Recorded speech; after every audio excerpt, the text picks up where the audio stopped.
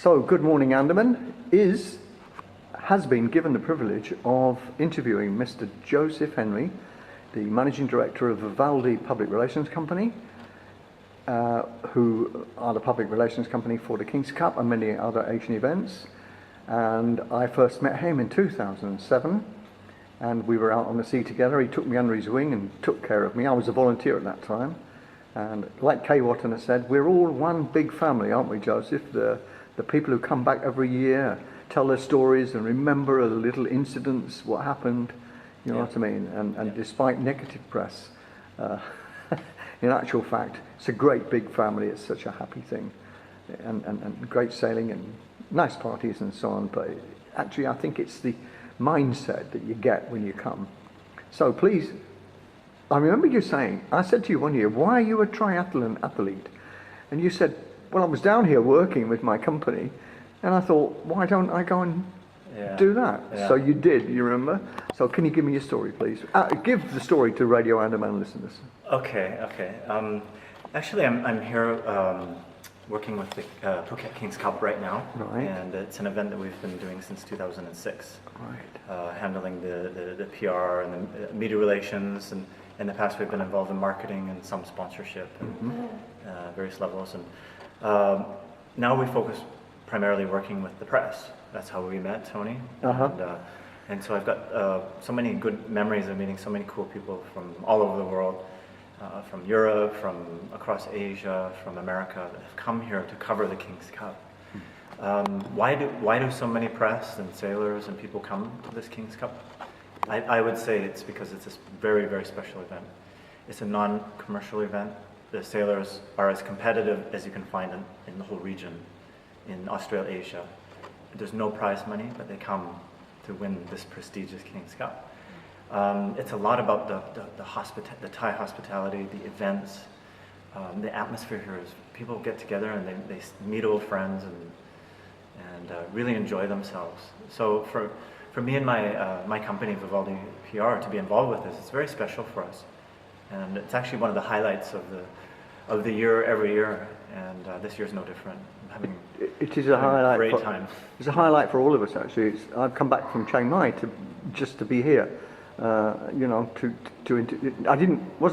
I'm with the Public Relations Department of Royal Government, and I just thought we'd get that on. I want to ask you about the Laguna triathlon or whatever.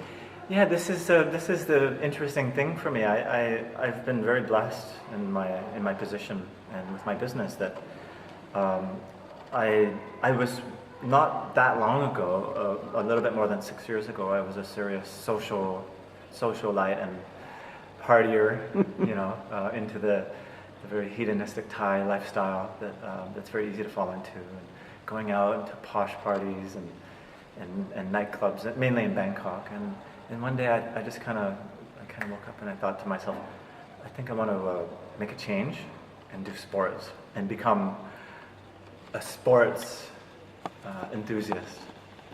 And you've done quite well at that, haven't you? Yeah, it's quite good. We were already involved with the King's Cup when I made that sort of change, and I came to the King's Cup, and I love sailing. I'm not a competitive sailor, but the times that I've been sailing, I love it. So I get to come here to the King's Cup and be around all these amazing people that are sailing. I have to say, especially for me, the committee, who are a group of volunteers, and the volunteers themselves who come here every year. And you were once a volunteer, right? I was so lucky to. It changed my life. Yeah, so these people... Repeat it again, Kay Watton has said, you become part of the family. When we were doing the Sabang, she was doing the opening party for the Sabang International down in Indonesia. She said, come on, Tony, you're family. And I felt so proud. Yeah. So I'm proud to be part of your family and all the other people as well. Yeah, I feel that we're also, Vivaldi PR is also part of the family, and myself. I've gone through the ups and downs with the regatta. A number of years ago we had the big yellow shirt protest. The airports were closed. Yes. And it's just been amazing experiences, the successes and the challenges along the way, and yet the regatta is always here. And I love that. The sailors always come, and that's one of the things that makes it special. and they really come because it's really the one event where people come together as friends, and they enjoy it. Great. You told me also you actually are born in Canada. Yeah, and, yes, and you're going to return there. You're going to compete there. Not so much, not just for your own ambitions, but also so your family can actually see what you do. I tell you what, when back in, I think it was in 2007. Yes. Debbie Dionysus from the Laguna Phuket triathlon came to me. We had met at a seminar in Bangkok, and she called me and she said, "I'm looking for someone to help to do some Bangkok PR for the triathlon." And she's nice, but yeah, she's great. And it was launching the relay division the first time for corporate teams and stuff like that. And so they hired my company, and I thought she offered a relay team position to come out and try it. And so I got a swimmer and a cyclist, and I was a kind of a recreational runner at that time, not too serious, but enjoy it. And we did the Laguna Phuket triathlon at that time, and it was so hard, and I ran 12 kilometers and I was dying. But what happened was it just lit a spark or a flame inside of me, and I thought, geez, I saw these people doing this. Yeah. I must be able to ride a bicycle, which of course I can, and I can run, but I don't know how to swim. So I thought somehow I got to do this, my dream, and learn how to swim. And it took me quite a while to actually learn how to swim. It wasn't until maybe about 1 year, 1.5 years later. The super athlete you are, it's very hard for me to believe that you couldn't swim. I couldn't. I was afraid of the water. Yeah. I could swim across a small pool, maybe 10 meters. Yeah. And then I'd be like sinking and out of breath. So I set out to learn how to swim. It was a slow learning curve for me. I became a swimmer about the age of 39. I think that's about right, and I'm 44 now. So, and then I actually did about 5 triathlons and about 6 adventure races, and came back last year and did the Laguna Phuket triathlon, and I loved it. And this year I wanted to do the half Ironman, and half Ironman. Yeah, but the path to the half Ironman was not so easy for me, actually. I was first training for a half Ironman in China a while ago. This is actually, it's just kind of dating back a little bit, and I was training on my bicycle near Suvarnabhumi Airport, and I was actually I was hit by a small pickup truck while I was riding my bike, and it really ended my dreams for doing a half Ironman that year, 2 weeks before the race. So it's quite disappointing. But after about 10 months of recovery, my body fully recovered, and it took me about actually 12 months or maybe 14 months to get my confidence back. I wasn't that confident riding the bike, for example, and even running. I wasn't sure if my knees, would hold up. And so it was a huge setback for me. But I got back up on my feet, so to speak, and I started training for another half Ironman, one in Vancouver that was actually in this year, 2011, and at the last minute I had to cancel because of business. Yes. So another disappointment, but I got used to the training. It's very heavy training, and then I thought, okay, well, I'll do Laguna Phuket. The Ironman 70.3, which is actually a swim, bike, run of 113 kilometers approximately.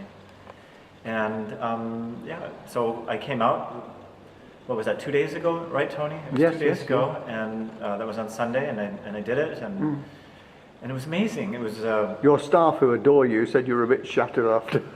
Yeah, actually I wasn't as bad as you think. I felt great. The whole race I felt fantastic. I didn't feel tired at any point during the race. I didn't go my fastest because I've never done one before, so I didn't quite sure how to pace myself, but I went pretty fast for me. Right? I think if I remember, I came in about 542 out of 1,100 people. That's good. I'm so happy with that. I beat my target by more than 25 minutes.